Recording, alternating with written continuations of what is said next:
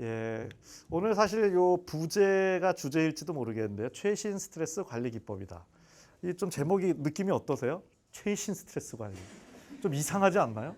이게 약간 좀 정신 나간 제목 같기도 하고요. 왜? 최신 때문에 현대인들이 피곤해 죽겠는데 무슨 스트레스 관리도 최신이냐. 짜증난다. 사실 이런 감정 반응 나오실 수 있는데요. 제가 똑같은 제목으로 우리 정신과 선생님들한테 연수 강좌를 해드리고 있거든요. 왜냐하면 이 패션에도 이 변화가 있잖아요. 트렌드. 그런 것처럼 이 마음 관리, 스트레스 관리를 바꿔 얘기하면 마음 관리인데 마음 관리에도 유행이 있는 거 아세요? 그래서 유행이 지금 엄청 바뀌는 중에 있는 거죠. 희한하네. 무슨 마음 관리 유행이 있나. 패션이라는 건 독특함, 더 아름다움이라면 마음 관리에 유행이 있다는 거는 옛날에 우리 주로 쓰던 게 좀 잘 작동을 안 해서 뭐 좀 새로운 게 하나 필요하다 이런 얘기인데요. 이 우문이지만 이 마음이 어디에 있을까요? 네, 가슴이요. 전 이런 분들 좋아하고요. 심장에 있다는 거죠. 또 의학적인 분들은 뇌요. 그다음에 다 귀찮으신 분들은 마음에 있죠. 이러기도 하는데 어떤 생각이 더 드셨나요? 다.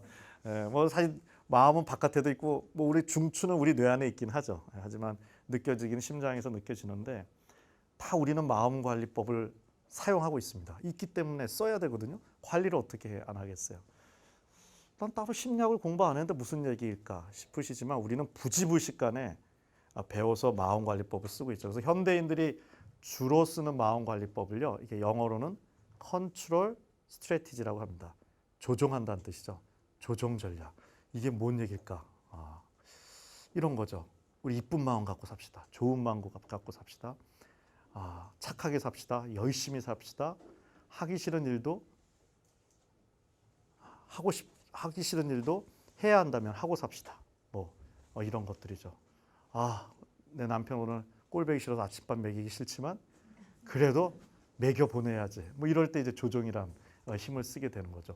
의미 있는 거죠. 희생적이까지 하고 우리 사회의 유지를 위해서 또는 개인의 성취를 위해서도 매우 중요하죠. 이 조정이라는 관리법이 상당히 우리가 익숙해져 있고 그 어느 조상들보다 강력해져서 사실은 이제 기술 기반의 문명이 쫙 발달을 한 거죠. 한 1.5세기 동안 사실 많은 발전이 있었던 것 자체는 사실인데 조정은 너무나 훌륭한 효율적인 방법이긴 한데 문제는 너무 조정만 쓰다 보니 조정은 에너지를 사용하는 기법이거든요.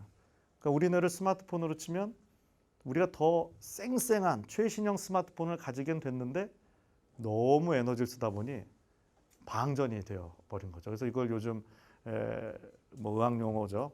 번아웃 신드롬 다 타버렸다. 뭐 소진증후군, 배터리가 나갔다. 이런 거죠. 그럼 방전되게 인생을 산 사람은 망한 거냐? 전혀 그런 게 아니죠.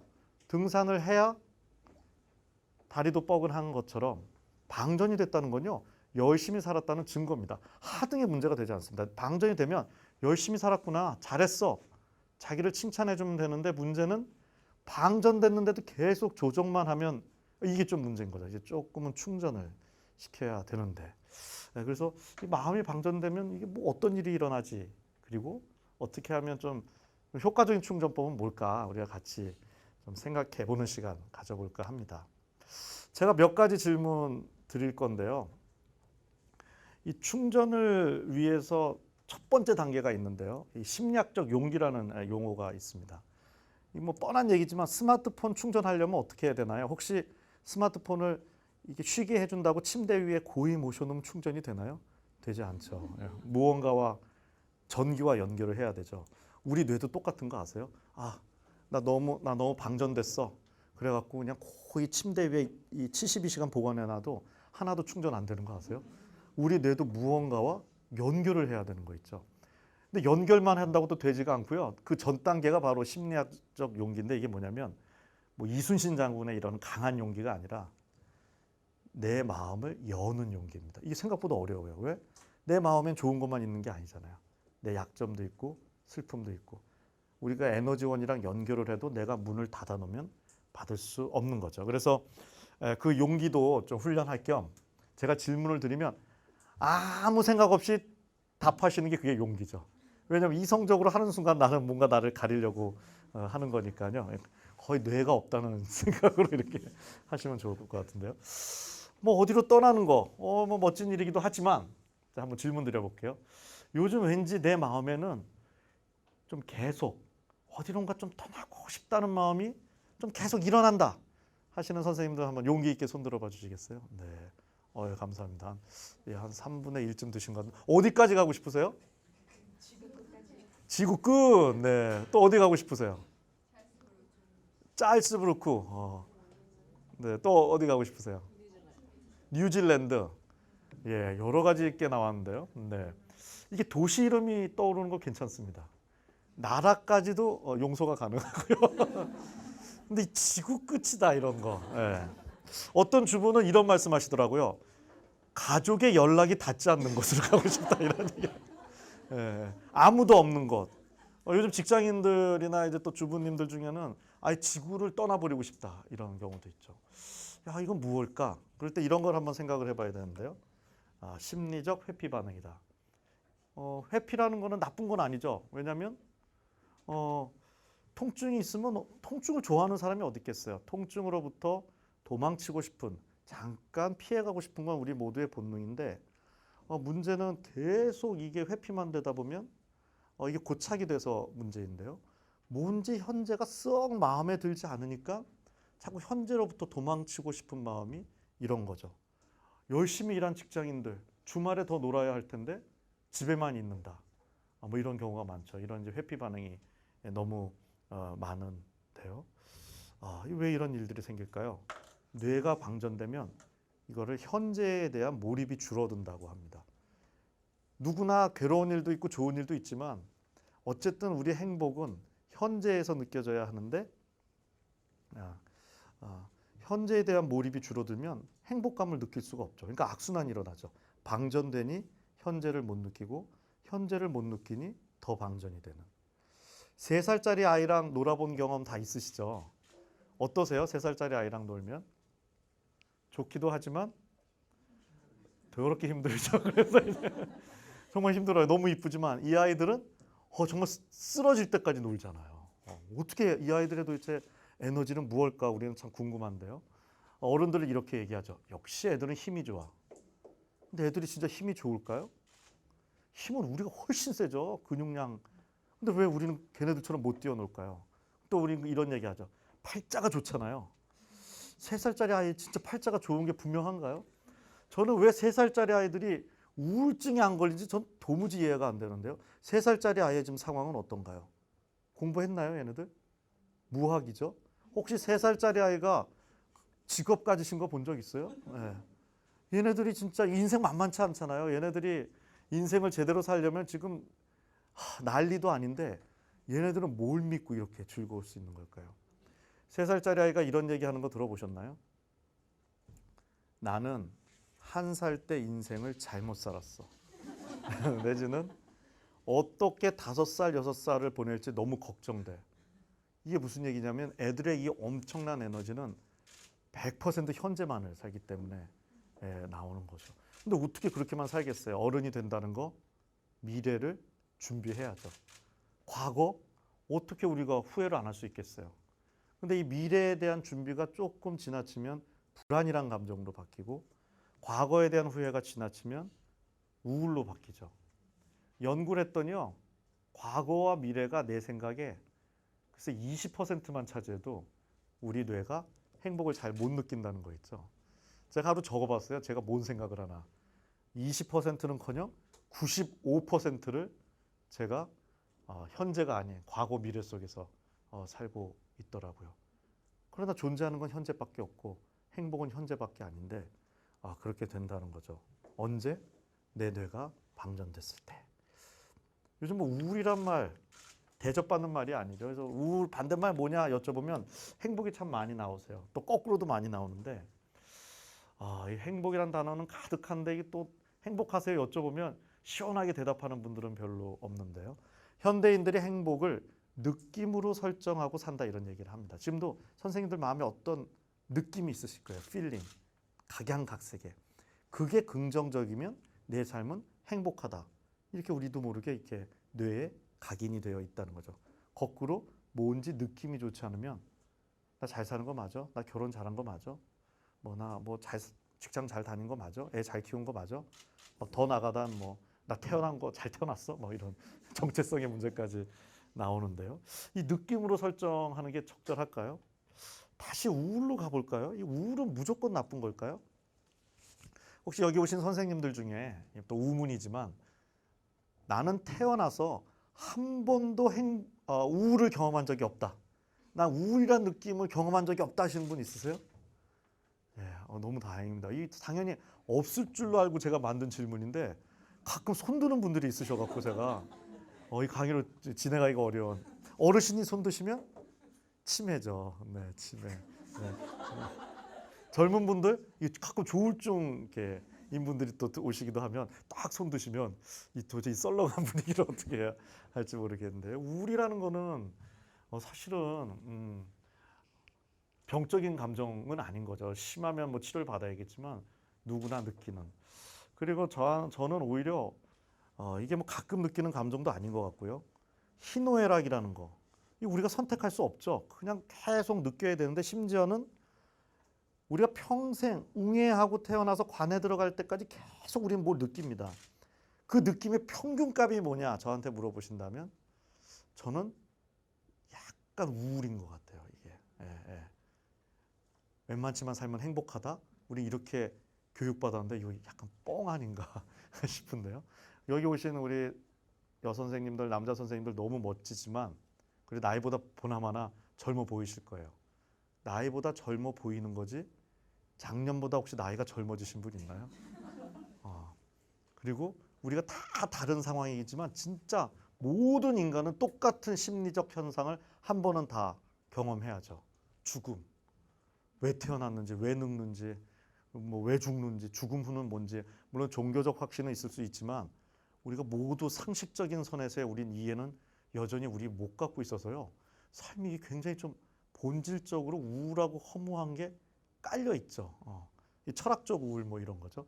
우리가 평소에 그런 생각을 안 해도 내 마음은 이걸 알고 있는 거죠.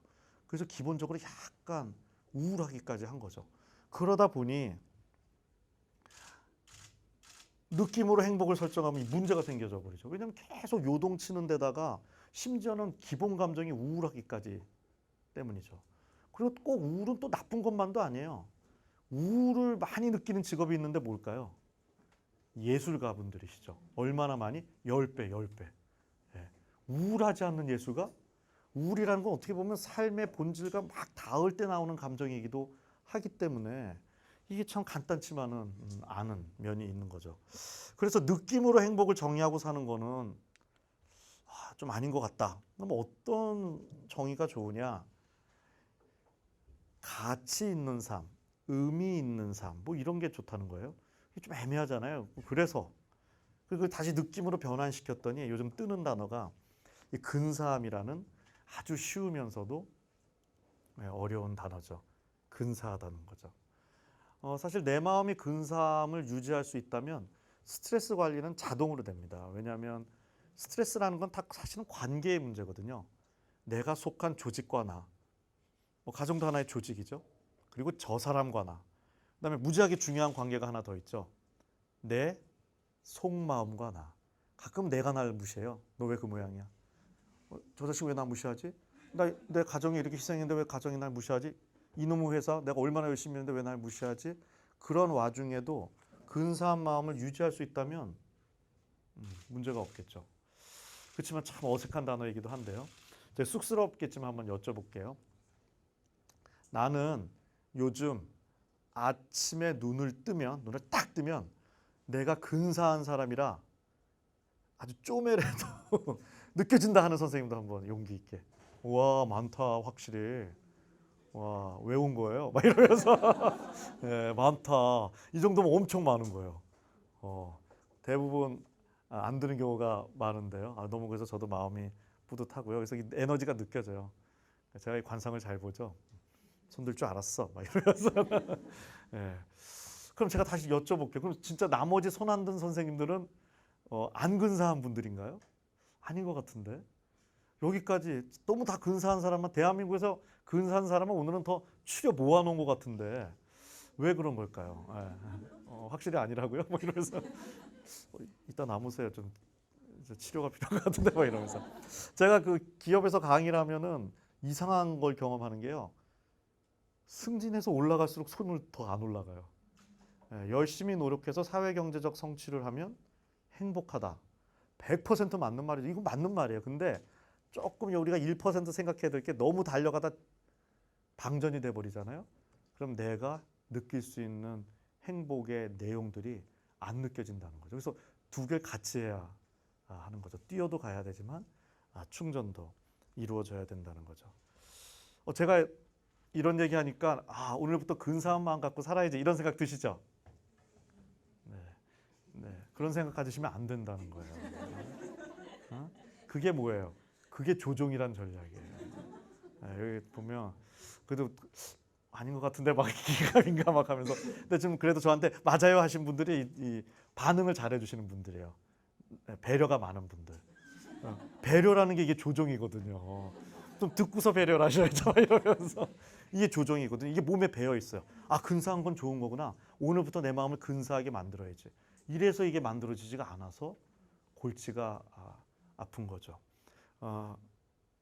억지로 만든 근사함은 얼마 안 갑니다. 그리고 더 방전이 돼버리고요. 결과물이어야 돼요. 충전이 일어나면요.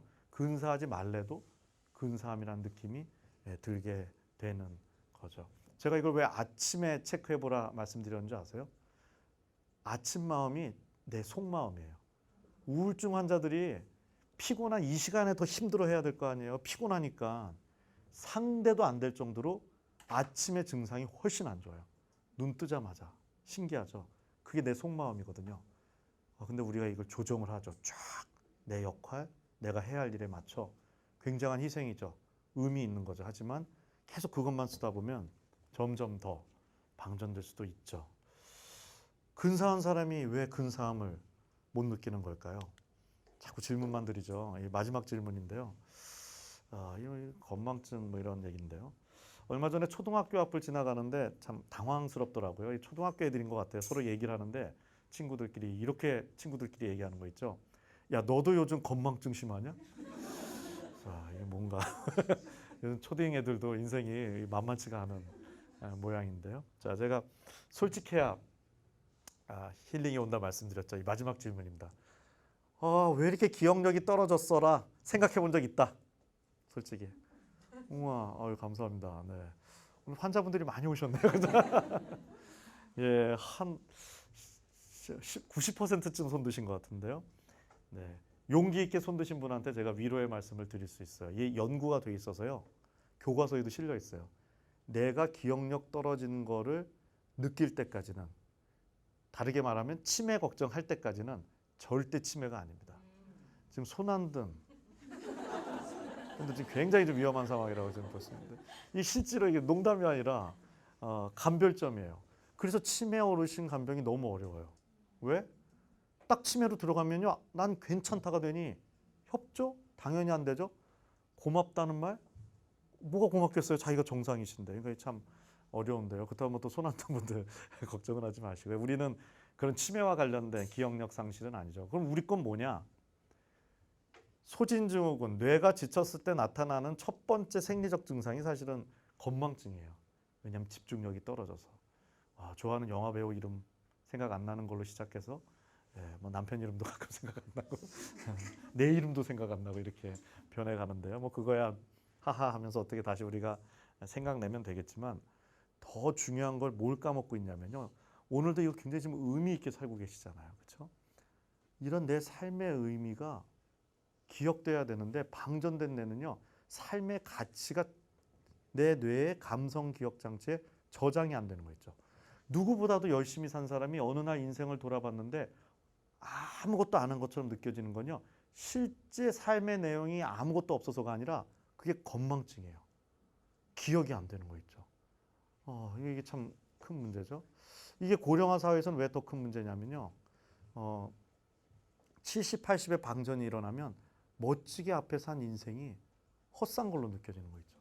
역으로 7, 80에 꽉 충전이 되면요. 과거가 재구성된다 그러는데 여러분들이 느끼는 과거가 진짜가 아니라요.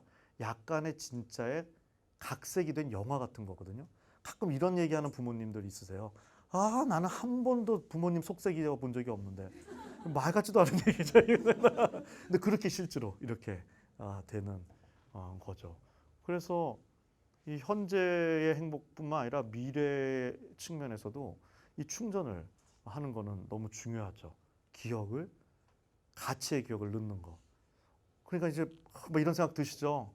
오늘을 잘 기억하고 살아야겠어. 이런 생각 드시죠. 막 달력을 보면서 오늘을 외울 거야. 지금을 외울 거야. 그죠? 네, 그러면 안 된다는 거죠.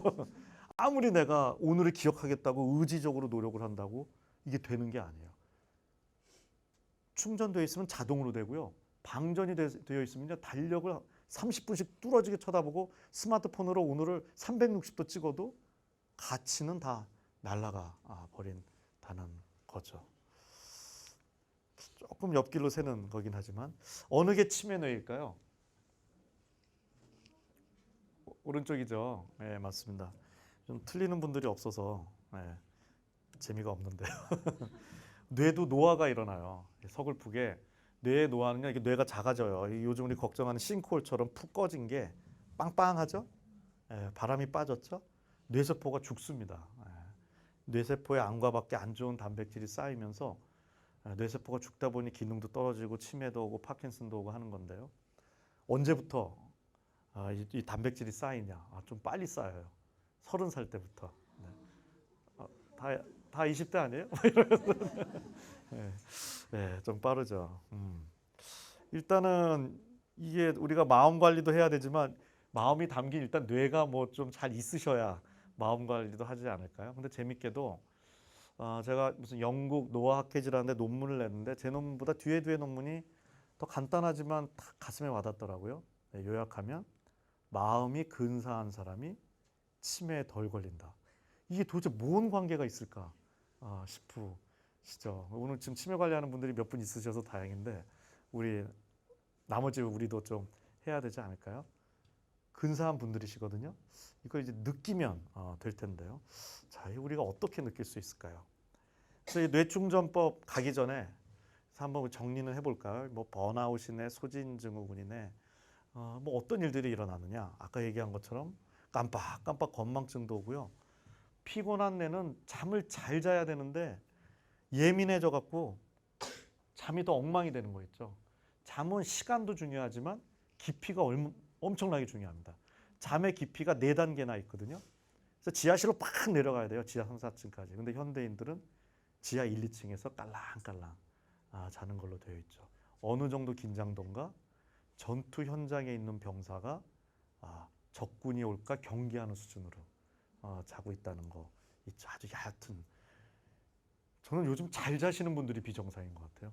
하도 불면증이 많아서 여기도 최소 3분의 1은 있으실 건데요. 저도 불면증이 있다 요즘 좀 좋아지긴 했지만 참 괴롭죠. 그리고 이렇게 짜증 같은 게 많이 나요. 요즘 많이 오세요. CEO 분인데 요즘 직원들 자기가 잡는다며. 내지는 어머님들도 많이 오시고요. 그 사랑하는 애들 자기가 요즘 왜 이렇게 짜증을 내는지 모르겠다며. 뭐 어떤 직장인도 오셨어요. 여성 직장인 분인데 자기가 천사인데 회사에선 백화점에만 가면 직원들을 잡는다는 거예요. 정말 너무 험한 얘기를 해서 그분 얘기를 그대로 보면 내가 미친 여자 아닌가 싶을 정도로 별것도 아닌 거에 막 화를 낸다는 거죠. 이게 참 쉽지 않은데 이게 왜 이럴까요? 그래서 사람들이 얘기하죠. 저 성격이 나빠졌나 봐요. 성격이 나빠진 게 아니라요. 성격은 그렇게 뭐 금방 변하는 게 아니고요. 성격이 엄청 좋은 사람도 뇌가 방전되잖아요. 예민도, 관계 예민도가 는다고 하는데 오면 발사하게 되는 거죠. 요즘 평소보다 어질어질한데 검사하면 정상이래. 귀에서 소리가 나는데 검사하면 정상이래. 뭔지 소화도 안 되는데 검사하면 정상이래. 이런 경우에는 신체 증상으로도 나타나요. 소진증후군이. 왜냐하면 뇌의 예민도가 늘어나서 전엔 이 정도만 움직이면 견딜만 했는데 지구가 흔들리는 것처럼 뇌는 느낄 수 있는 거죠. 우리 가족 요즘 소통이 안 돼. 내지는 회사에서 설문조사하면 제일 많이 나오는 게 우리 회사는 서로 공감 소통이 안 돼요. 그래서 회사에서 막 서로 정보도 많이 나눠주고 커뮤니케이션 스킬 막 강의도 막 시키고 해요. 그래서 설문지를 돌려도 여전히 소통이 안 돼. 이럴 때는 이게 소통 자체의 문제가 아니라 소진된 거 아닌가를 생각해 봐야 되죠. 왜냐하면 소진이 되면 공감 능력이 떨어지기 때문에 서로 온팡 얘기를 해도 아무 얘기를 안 한 것 같은 현상이 일어나죠. 충전이 되면 사실 눈만으로도 쫙 사랑이 전달될 수 있죠. 의외로 언어가 3등이고요. 스킨십이 2등이고 제일 강력한 소통 수단이 눈인 걸로 연구되어 있죠. 얼마 전에 서울역에 갔다 좀 시간이 남아서 이렇게 커피숍에 앉아 있는데 그냥 제 앞에 젊은 남녀가 너무 사랑하나 봐요. 그냥 30분을 그냥 눈이 찢어져라 쳐다보는데 저는 사랑의 힘이 너무 위대하다고 느낀 게요. 두 분이 너무 못생기신 거예요.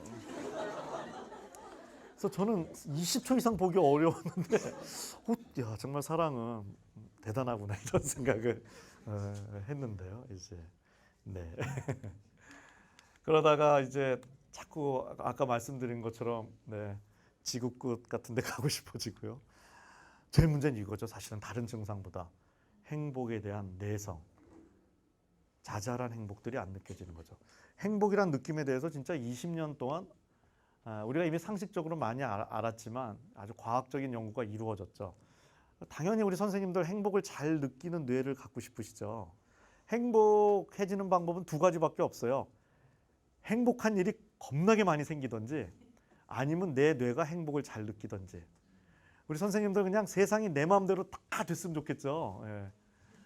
내 마음대로 내 마음대로 안 되고 내 자식도 안 되는데 어렵죠. 그래서 저한테 오시는 분 중에는요, 세상에 대한 기대가 너무 크면 그것 때문에 우울이 오는 경우가 많아요. 내 남편 내 마음대로 안 돼요. 내 자식 내 마음대로 안 돼요. 회사 상사 내 마음대로 안 돼요. 제 인생은 망했나 봐요. 망한 게 아니라 워낙 마음대로 안 되는 거잖아요. 그래서 세상을 내 마음대로 바꿔갖고 행복을 찾으려고 하다 보면은 서글프게도 답이 안 나오는 게임이죠. 그렇다면 좋은 일도 있고 나쁜 일도 있는 거고 더 많이 느끼는 뇌를 가져야 되는데 우리 뇌는요, 강도보다 얼마나 행복의 강도가 세냐보다 빈도에 중요한 거 있죠. 100짜리 행복 하나 터지는 것보다 0.5짜리 에브리데이 느끼는 게 좋다는 얘기예요. 행복 과학자 얘기들이. 제가 그 책을 보다 나간다 그랬잖아요. 그 연세대 아주 유명한 행복 심리학자 분이 나오셨는데 자기 책 갖고 그분이 이제 자기 학교의 학생들을 대상으로 대학생들이죠. 설문조사를 했대요. 너희한테 어떤 일이 생기면 행복하겠니? 1등이 뭐였을까요? 네? 뭐요? 용기 있게 이야기해. 네? 로또요. 대학생이세요? 대학생이신 것 같은데 맞습니다. 로또 당첨. 그래도 저는 연애, 그죠? 취업이 나올 줄 알았더니 다 귀찮은가 봐요. 로또 한 100억짜리 터지면 오늘 여기 안 오셨겠죠? 저도 한 100억짜리 터졌으면 좋겠는데요. 제 생각엔 한 100년쯤 즐거울 것 같아요. 100억 터지면 100년, 그렇죠? 근데 하여튼 심리학자들은 연구하기를 좋아해서 이제 이거 연구를 해봤거든요. 미국에서 100억 이상 로또가 터지신 분 21명을 1년 후에 거의 비슷한 환경에 로또를 안 맞은 사람이랑 행복 정도를 측정했더니 차이가 없었던 거 있죠. 이거 우리가 해석을 잘해야 돼요. 역시 돈은 허무한 거야. 이런 해석은 굉장히 잘못된 해석이에요.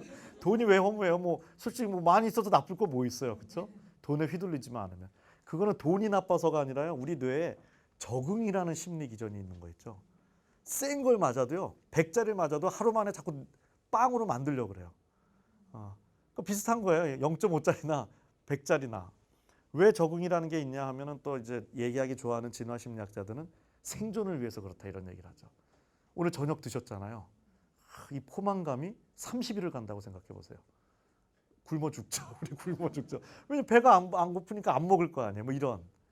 결혼하신 분들 혹시 다 첫사랑이랑 결혼하셨나요? 그러시구나. 이러면서 한 번 남녀 간의 사랑을 했는데 그 느낌이 평생 간다고 생각해 보세요. 그렇게 열심히 또 새로운 짝을 찾으려고 노력 안 할지 모르죠. 뭐 이렇게 설명들을 합니다. 그래서 뭐 적응이라는 게 있다는데 뭐 이유야 어쨌든 적응이라는 현상이 있는 거는 분명한 거죠. 그렇기 때문에 한 방울 노리는 이게 방전이 되면요. 자잘한 게 행복이 안 느껴지죠. 그러니까 점점 센 걸 원하게 되죠. 근데 센 걸 맞으면요. 더 또 내성이 생겨서 더 올라가는.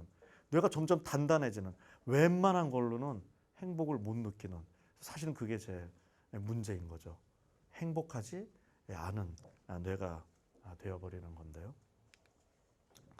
예, 그래서 이제 남은 시간은 이게 참 어떻게 하면 그럼 좀 잘 충전할 수 있을까? 뭐 이런 이야기인데요. 좀 약간 재미도 있지만 약간 좀 약간 끔찍한 면도 있지만 이건 제 연구는 아니고 제가 초대했던 그 하버드대에 저 같은 일을 하는 사람 교수분의 연구인데 좀 흥미로워서 가져왔습니다. 이 쥐를 갖고 연구했는데요. 쥐한테 너무 미안한데 이 상처가 얼마나 이 마음이라는 게 몸과 얼마나 연관되어 있는지를 보기 위해서 등에 이렇게 좀 화상을 입힙니다. 그리고 이게 뭐냐면 솜이거든요. 여기서 네슬릿이라 그러는데 여기서의 역할은 따뜻함을 주는 거죠. 일종의 우리 인간을 치면 곰인형 정도? 많이 잡으면 뭐 애완동물? 예, 이런 거죠. 연구는 되게 간단해서요. 이렇게 화상을 입혔어요. 그래서 세 가지 경우로 나눴거든요. 먼저 친구들이랑 같이 키웠어요. 서로 부비면서 스킨십도 하고. 샥 붙었죠. 근데 뭐 쥐도 외로움을 느끼나 봐요. 혼자 키웠더니 이게 도저히 붙지도 않네요. 근데 신기하게도 이 솜이 뭐라고 옆에 가짜 솜이라도 넣어줬더니 제법 붙었어요. 이런 걸 어떻게 해석을 할 수 있을까요? 이 다 몸 건강하고 싶으시죠? 무병장수. 근데 마음 관리가 잘 안 되는데 몸이 건강하다? 이거 불가능하죠.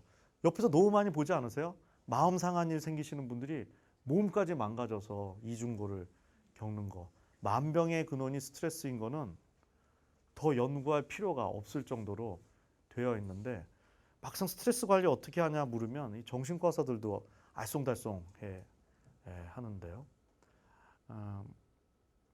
이 결론부터 말씀드리면 이 스트레스 관리는 스트레스를 갖고 하면 안 되는데요. 어떻게 해야 될까요? 궁금하시죠? 이 우리 뇌에는 뭔가 한 가지 더가 있는데 이 연민이라는 게 있는데요. 자, 이제 본격적으로 해서 좀 들어가 보면 이 조종, 우리가 주로 조종이라는 전략을 주로 쓴다고 말씀드렸잖아요. 오늘 제가 말씀드리려는 새로운 마음관리법은 이 연민이라는 거예요. 영어로는 컴패션이라고 하는데 연민이란 단어는 우리가 다 알죠. 이렇게 따뜻하게 누구를 사랑해준다 이런 건데 뭐 연민이란 마음관리법 들어보셨나요? 네, 이게 최신 유행이에요. 그래서 오늘 들으시면 짱 먹으실 수 있는 거예요. 연민을 몰라? 이렇게 사시면 되죠. 연민하시면 돼요. 그래서 약간 좀 이런 설명을 드리면, 네, 우리 뇌에는 이게 세 가지 공장이 있다는 거죠. 그 중에서 사실 제일 중요한 공장이 스트레스 공장이라는 거예요. 혹시 이런 생각 해보셨나요? 스트레스를 없애버리겠어. 스트레스 관리로. 스트레스를 없애는 게 가능할까요? 네. 저는 이제 쓸데없는 생각 많이 하니까 저는 사후세계, 천당지옥 다 믿는데요. 종교적 차원이 아니라 뇌 측면에서 이렇게 어떤 것일까 그려봤더니 저는 천국, 사후세계는 당연하고 천국에도 스트레스가 있을 거라 확신하고 있습니다. 왜냐하면 스트레스는 그 자체는 존재의 느낌이거든요. 관계가 있으니까 내가 뭔가 이게 뭘 느끼는 거잖아요. 그러니까 가만 보니까 뭐 그 천당 간다는 분들 중에 제가 싫어하는 분들도 꽤나 있더라고요. 그러니까 같이 가서 만나게 되면 뭐 비슷하지 않을까. 야, 너까지 온 거야? 뭐 이러면서 뭐 지옥에 가도 또 너는 왜 왔냐? 뭐 이러면서 이러지 않을까 싶은데요.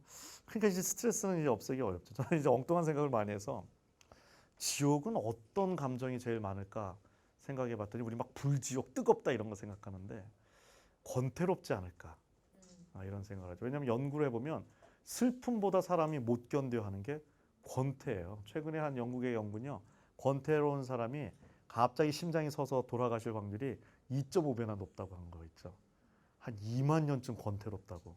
우리는 일하는 거 너무 고통스러워하는데 이걸 일의 역설이라고 그러는데요. 너무 황당하게도 사람은 일을 안 하는 것보다 가만히 아무것도 안 하는 거를 훨씬 힘들어하는 걸로 되어 있는 거 있죠. 이게 어떤 이런 실험 최근에 어디서 했더라? 최근 미국 어느 대학에서 한 실험인데 뭐 이런 실험이 어떻게 가능한지 모르는데 사람들을 이거 누르면 전기 자극이 있으니 위험하다 해놓고 권태롭게 방에 혼자 넣어놨거든요. 근데 요즘 연구에 이게 전기 자극을 누른 거 있죠. 웬 자학? 뭐 이런 생각이 들지만 사실은 그런 거죠. 이게 무슨 얘기냐면요. 스트레스를 없앨 수 없다는 거죠. 그리고 이건 나쁜 것도 아니에요. 존재의 의미이고 우리는 계속 관계 속에서 살 수밖에 없다는 거죠. 우리 마음 그리고 이건 생존을 위해서도 중요하고 이 우리 뇌의 스트레스 공장은 내 마음을 좀 불안하긴 하지만 나를 생존하고 성취하게 하는 거죠. 저는 확신하는데 여기 오신 우리 선생님들은 남들보다 스트레스 공장이 잘 작동하시는 분들이에요. 그러니까 이 시간에 여기 와서 지금 저랑 만나고 계시지 않을까 싶은데요. 그래서 이건 좋은 겁니다. 얘는 잘 작동을 해야 돼요. 그럼 뭐 어쩌라는 거야? 스트레스를 뭐 어떻게 관리하라는 거야? 공장이 하나 더 있어요. 오늘의 주인공인 이 연민 공장이라는 거죠. 이 둘이 하는 일이 이렇게 다릅니다. 스트레스 공장은 열심히 해, 더 달려가, 뭐 회사 용어로 하면 혁신해, 아직 쉬어서는 안 돼, 뭐 이런 거죠. 중요한 메시지죠. 생존 성취를 이루는데 대신 에너지를 쓰죠. 반면에 연민은 이런 메시지를 주죠. 좀 쉬어가. 너 이미 끝내줘. 넌 이미 너무 멋있어. 뭐 그렇게 아둥바둥 살아. 뭐 이런 메시지죠. 이게 어느 게 좋고 나쁨. 약장수 같죠. 왜 이러면. 뭐 어느 게 좋고 나쁘고의 문제가 아니라 이 균형이 맞춰야 되는 거죠. 일할 때와 쉴 때. 근데 우리가 사는 우리 사회. 요즘 사실 인문학 철학책을 보면 이게 심리학적인지 정신의학적인지 헷갈리기 시작하는데요. 리스크 사회다, 피로 사회다, 다 이런 게 뭐냐면 너무 우리가 사는 현대 사회가 이게 사실은 조정을 담당하는 기관이거든요. 이게 너무 세게 이게 작동을 해갖고는 얘가 거의 작동을 하지 않는 게 문제인 거죠. 혹시 이제 자녀 키우시는 학부모님도 여기 계시면 이런 이야기 해보신 적 있나요? 애가 성적이 향상돼서 왔어요. 아들이라고 치면 아들 잘했어. 하지만 여기서 멈춰서는 안 돼. 이게 뭘로 하는 소통일까요? 얘 갖고 하는 소통이죠. 예. 이거 돌릴 필요가 없어요. 우리 애들 충분히 돌고 있거든요. 예, 엄마가 사랑해서 하는 얘기지만 그래서 그럼 당장 오늘 가서 그래? 얘야 연민해. 뭔 소리예요? 엄마 그래도 연민 소통 어떻게 할 수 있을까요? 연민이란 단어를 쓰는 건가요? 굉장히 쉬우면서도 어려워요. 이제는요, 이 얘를 잘 작동해야 사실 뜨는 세상인데, 내가 엄마라면, 뭐 이제 엄마가 되실 분도 있고, 졸업하신 분도 있고, 이제 한참 엄마이신 분도 있고, 이제 물론 아빠도 마찬가지죠. 너무 쉬우면서도 어려운 게요. 엄마의 연민 공장이 잘 돌잖아요.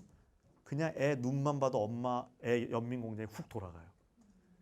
근데 엄마의 연민 공장이 고갈된 상태에서 연민해라, 괜찮지, 쉬어가라. 근데 그 음에 다 그 불안이 전가되는 거죠. 주먹 꽉 쥐고 그래, 뭐 성적이 뭐 중요하겠어. 이 소용이 없다는 거죠. 그래서 여러 가지 측면에서 얘가 중요한데요. 그러니까 얘가 작동하지 않다 보니 우리가 주로 이 쾌락 시스템으로 현대인들이 얘네들이 거의 한 편을 먹고 쟤는 왕따 시키고 작동을 한다는 거죠. 저도 이 겨울만 되면 저는 여름에 좀 살이 빠졌다. 이 겨울이 되면 그냥 하도 벌써 추워지니까 식욕이 땡겨서 정신없이 먹는 그런 게 있는데요. 현대인들 복부 비만 전염병처럼 늘고 있다 그러죠. 네, 전염병처럼. 왜 그럴까요? 먹을 게 많아서다. 안 먹으면 되잖아요. 우리는 왜 이렇게 먹고 있는 걸까요? 네, 점심, 저녁 너무 땡겨요. 하지만 우리가 진짜 그렇게 그만큼 먹을 만큼 우리가 몸을 쓰고 있는 걸까요? 혹시 오늘 오전에 사자한테 쫓기신 분 있으세요? 근데 우리 옛날 선배님들은 쫓겼죠. 사자한테 쫓기고 토끼 잡으러 뛰어다니고 정말 이게 목숨을 건 피트니스를 하셨는데요. 근데 우리는 그거에 비해서 예를 들어서 뭐 직장인이라면 엘리베이터 타고 올라와서 사무실에서 앉았다가 몇 통 전화 받고 뭐 왔다 갔다 하는데도 밥을 많이 먹어야 돼요. 왜 이러는 걸까요? 실제 몸이 에너지를 써서 먹은 거 반도 안 된다는 거죠. 우리가 먹는 거의 반, 많게는 5분의 4는 몸의 허기가 아니라 심리적 허기 때문에 먹는다는 거죠. 심리적 허기가 뭐냐? 얘를 한참 돌렸더니 방전이 돼서 뇌가 힘들어 충전 좀 시켜줘 하는데 이 제대로 된 충전 시스템이 안 되니까 쾌락 시스템은 굉장히 생존을 위해서 중요한 거죠. 나쁜 건 아닌데 너무 얘만 돌게 되는 거죠. 뭐 술, 담배, 쇼핑 다 적절하면 좋은데 이게 너무 세게 작동되는 거죠. 이게 윤리성과도 연관이 되는 걸로 되어 있죠. 혹시 뭔가 뭐 내 자녀 일이든 내 개인 일이든 뭐 가족 일이든 큰 성취를 이룬 다음에 허탈한 경험 하신 적 있나요? 내가 원했던 승진을 하고 나서 너무 허무하다는 직장인들 계시고요. 빈둥지 증후군 있죠. 엄마들이 자녀를 잘 키워서 대학을 보내든지 취직이 되든지 장가를 보냈더니 마음이 허하다는 거. 왜 이러는 걸까요? 그 자체가 허전해서 그렇지 않죠. 그때 찾아오는 허무함은 핸드폰이 방전됐다고 빨간불이 번쩍대는 거죠. 이게 너무 돌렸어. 이제 좀 돌려 얘 좀 충전하는 이런 건데 이게 안 돌면 이게 작동되는 거죠. 요즘 훌륭한 분들이 높은 자리까지 올라간 분들이 엉뚱한 일로 훅 가버리는 거 너무 많이 보시죠. 요즘 이제 그런 현상에 대해서 이제 언론에서 관심이 많으시잖아요. 그래서 뭐 경향신문에서 우리가 오늘 하고 있지만, 그래서 저도 이제 그 언론사에서 전화 오시면 이제 열심히 말씀을 드리려고 하는데 참 곤혹스럽기도 해요. 제가 작년에 제일 질문 많이 받은 사람은 누구였을까요? 좀 실명을 얘기해서 그런데 윤창중 씨. 예, 이게 막 전화 주셔서 윤창중 씨를 분석해 달라는데, 근데 본 적도 없는데 어떻게 분석하냐. 최근에 제일 제가 많이 인터뷰한 분은 누굴까요? 그렇죠. 제주도에서 좀 공연하신 분 있으시잖아요. 이런 거죠. 물론 이제 워낙 이상한 사람이다. 해석은 두 개 중에 하나야. 워낙 이상한 사람이다. 아니면 약간 이상한 끼는 있었는데 스트레스를 받아서 그게 터져 나왔다. 뭐 어쩐 거든 어떤 거든 열심히 이게 어느 위치에 올라간 순간 얘가 그 우리 마음의 에너지가요. 은행이라고 보시면 돼요. 우리 마음의 에너지는 계속 꽂아요. 돈을 에너지를. 그러다가 성공을 이루잖아요. 그러면 채권 회수에 들어가요. 그게 허무함이에요. 근데 이게 작동을 안 하면 이 본능을 이길 수 있는 사람 없어요. 그거는 불가능하죠. 아무리 괜찮고 평소에 윤리적인 사람이라도 본능이 으르렁거리기 시작하면은 갑자기 어떤 엉뚱한 짓을 할지 모르죠. 요즘 제가 안 그런데 막 이렇게 오늘 좋은 분들이랑 힐링 강의를 잘 끝냈어요. 소주 생각나요. 이상한 거죠. 해놓고 저도 얘가 아니라 얘가 당기는 거죠. 인생이 허무하고 허전해요. 이 참 이상한 감정이다. 기분 좋게 강의하고 왜 소맥이 생각날까 이런 이건 뭔 현상이야. 나는 이중인격자인가 봐 뭐 이런 생각을 했는데 그게 아닌 거죠. 이제 제가 안 되고 얘가 되면 그런 일들. 그래서 이 충전이라는 건 오늘의 행복, 미래의 행복, 뭐 자녀와의 소통, 심지어 요즘은 윤리적인 측면에 있어서도 조종만으로는 안 되는 거죠. 너 이거 안 하면 큰일 나. 뭐 벌줘, 통제. 그것만은 한계가 있는 거죠. 이제 에너지가 중요한 시대에 온 겁니다. 그러니까 궁금하시죠? 내 뇌에 이 연민공장이 잘 작동되는지. 어떻게 지금 가을을 잘 즐기고 계세요? 가을 날씨 참 좋은데 즐기고 계신 것 같기도 하고. 올 봄은 좀 즐기셨어요? 올 봄? 자, 그럼 이제 테스트에 들어갈게요. 작년 봄, 올 봄보다 더 좋았거든요. 작년 봄의 파란 햇살과 죄송합니다. 작년 봄의 파란 하늘과 따뜻한 햇살을 이렇게 확 즐겼던 기억이 혹시 뇌에 남아 있으신가요? 작년 봄 끝내줬어. 혹시 작년 봄 기억이 잘 안 나신다면요, 그냥 연민공장은 그냥 섰다. 이렇게 이 얘기를 들으시니까 지금부터 미친 듯이 계절을 즐겨야겠다 생각하시죠? 근데 그러시면 안 된다는 거예요. 이게 자동으로 되는 거거든요. 예. 여름이 바캉스 시즌이고 겨울이 쉬는 계절 같지만요. 어려운 날씨는 아직도 우리 뇌의 스트레스 공장이 더 활성화되는 거 있죠. 그래서 불면증, 우울증이요. 여름이랑 겨울이 훨씬 많아요. 그러니까 저도 겨울에 살찌는 거죠. 대책이 없어요.